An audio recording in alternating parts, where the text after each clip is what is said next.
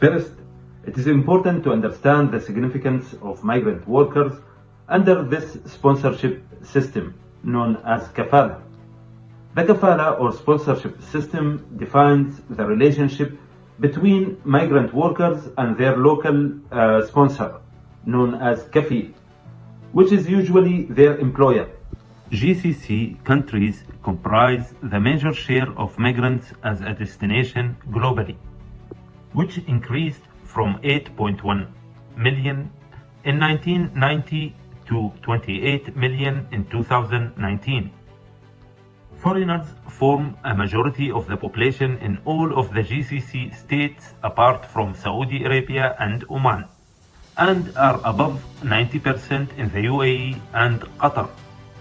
It is appalling to consider that such a large number of people are entering a labor migration system that carries such a significant detrimental risk to their long-term physical and psychological well-being.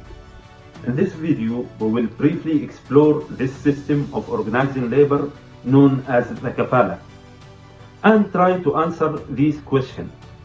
Who benefits from this system of organizing labor? How is the Kafala system maintained? How reforms can make changes so no changes can happen? Keep watching till the end.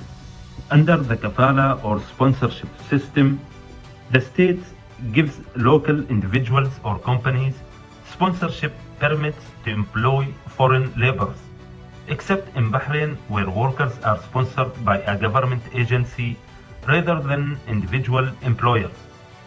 The sponsor covers travel expenses and provides housing, often in dorm-like accommodations, or in the case of domestic workers, the sponsor's home. Rather than hiring an individual directly, sponsors sometimes use private recruitment agencies in the countries of origin to find workers and facilitate their entry to the host country. Before we start digging deeply into the Kafala system, providing some statistics would help in understanding the picture better. Among the Kafala workers in GCC countries, around 70 to 80% are blue-collar workers, both unskilled and semi-skilled. 15 to 30% comprises professionals like doctors, engineers, chartered accountants, teachers, managers, businessmen, and others. Of the total Kafala workers, between 15 to 30% are engaged in domestic work. As of last year in Saudi Arabia, nearly 30% of Kafala workers were engaged in domestic work. Indian workers form the largest number of the migrant stock globally, with more than 9 million migrants in Gulf countries alone, as of 2019. Furthermore, Indian migration to Gulf countries has increased by 79% over the last 2 decades. Let us take a closer look at Oman, where around 44% of its population is migrants, of which 33% are Bangladeshi, 33% Indian, 15% Pakistani, and 3.6% Egyptian. As per Omani government's 2022 report, nearly 80% of migrants or Kafala workers were male. And how did our concerned Omani government respond? Hide our women, they are not safe in this male gaze. So who benefits from this system? In the previous video, we learned about how the oligarchs became beneficiaries of oil wealth and imperialist capitalism in Oman. Here, we will see how they continue to be beneficiaries even today at the expense of Kafala workers and ordinary people in the host countries. The Kafala system depresses the working conditions of local Omani, especially in the context of the high unemployment in Oman.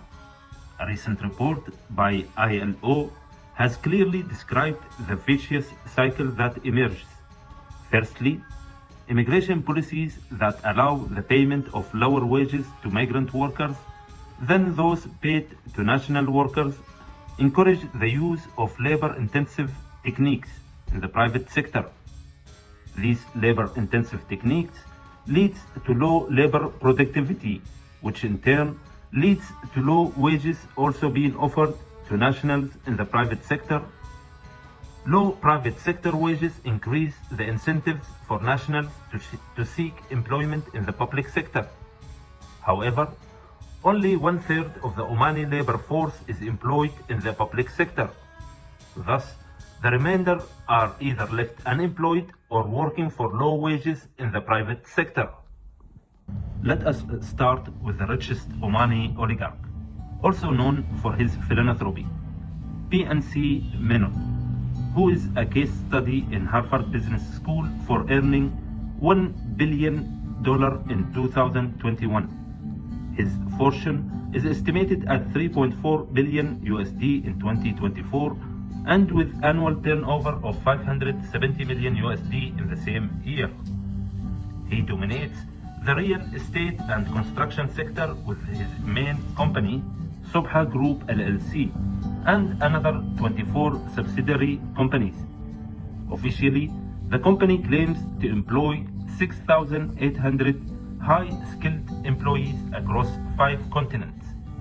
But it is clear that the bulk of the labor force required for the construction and development projects are contractual or subcontracted groups of workers, mainly migrants. Now consider the second richest Omani oligarch, Suhail Bahwan, who is part of the biggest family business conglomerate and has an estimated net worth of $2.3 billion. Last year, he made a profit of $1.9 billion and has diversified his enterprise across different sectors such as fertilizer industry, automobile dealerships, retail, as well as construction. Officially, they claim to employ 15,000 skilled and semi-skilled workers across their 40 companies. This oligarch too depends heavily on the migrant labor force. These two oligarchs together own and control the majority share of the construction and real estate sector in Oman.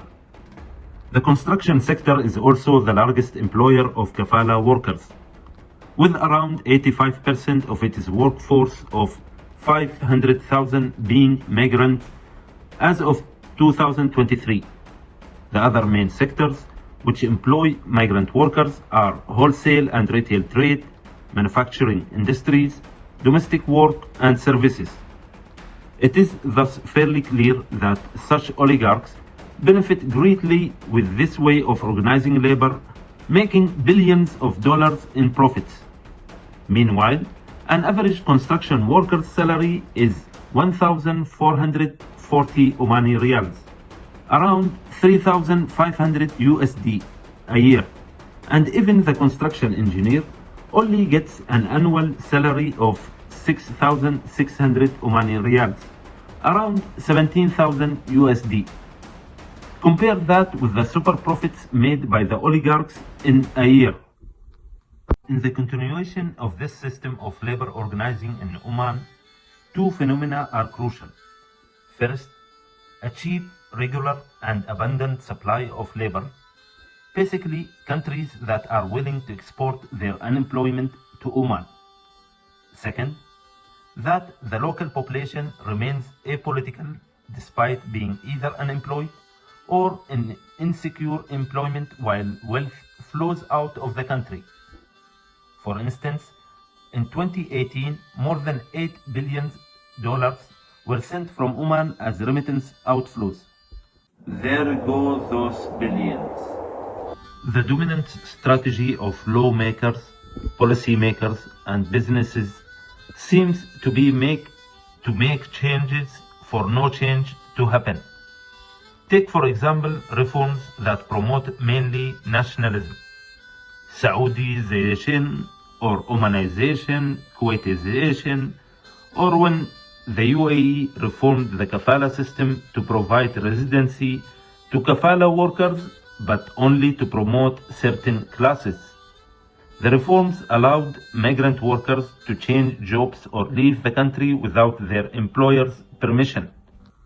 As we have seen in this video, this import of unemployment by Gulf countries is happening on a massive scale, and thus the promises of economic growth and boom in the construction sector or the diversification of the Omani economy does not mean more employment to the Omani people or more income to the workers.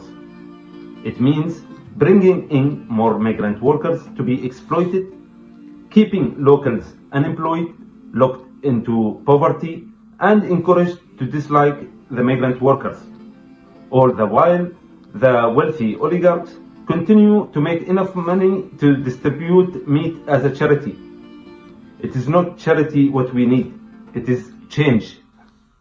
This video is the second part of a 4-part series under a campaign to abolish Kafala system organized by the Omani Free Movement throughout the month of May 2025.